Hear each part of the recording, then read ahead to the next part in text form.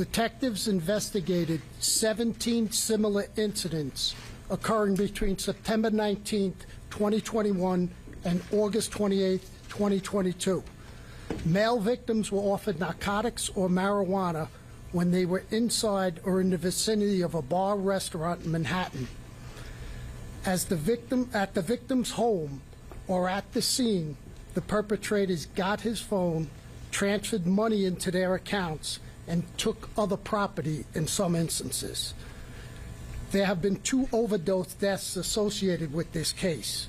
A Julio Ramirez, which occurred on April 21st of 2022, and a John Umberger, which occurred on May 26th of 2022. In both cases, the medical examiner ruled those homicides on March 3rd of 2023.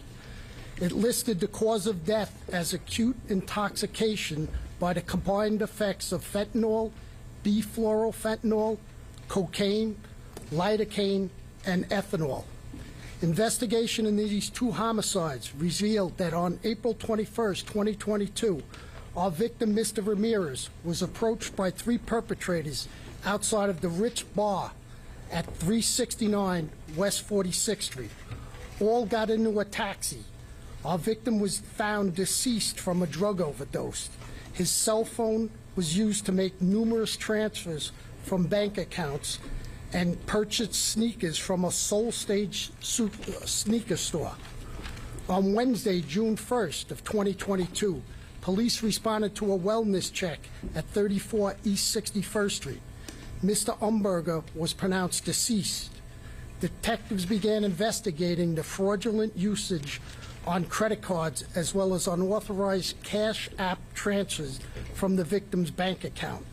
In addition, connections were made to incidents with similar fact patterns, including the Ramirez death. Video post-incident depicted an individual later identified as Jaquan Hamilton utilizing the victim's credit cards to make numerous purchases. Pre-incident, the perpetrators are seen entering his residence, and post-incident, they are seen leaving the residence in a red Durango.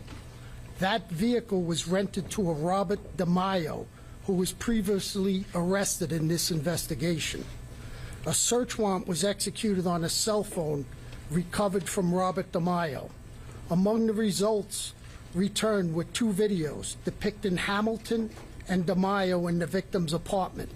In another, the victim is seen on the bed, apparently unconscious, in the same pose he was later found deceased. A grand jury was convened, and on March 23rd, a true bill was issued indicting 5 members of this crew.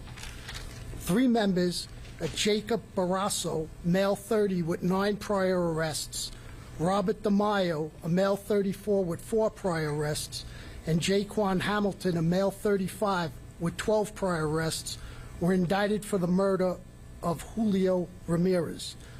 2 members, Jaquan Hamilton and Robert DeMaio, were indicted for the murder of John Umberger. Barrasso and DeMaio surrendered to police last week. Jaquan Hamilton was arrested without incident yesterday in front of 241 8th Avenue by the Regional Task Force. All are being charged with murder in the 2nd degree, robbery in the 1st degree, grand larceny, and identity theft. The evidence supporting the conspiracy counts demonstrates that the defendants engaged in a concerted and deliberate scheme to harm innocent individuals. Their motive, we allege, was simple: to make money. They approached people leaving bars and nightclubs late at night, engaged them in conversation, and offered them illicit and dangerous substances.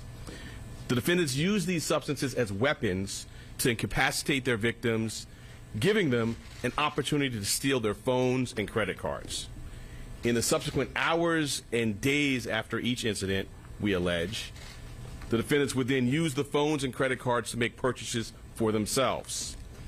They also sent themselves thousands of dollars in transfers using cash transfer apps from bank accounts and credit card links linked to their victims' phones.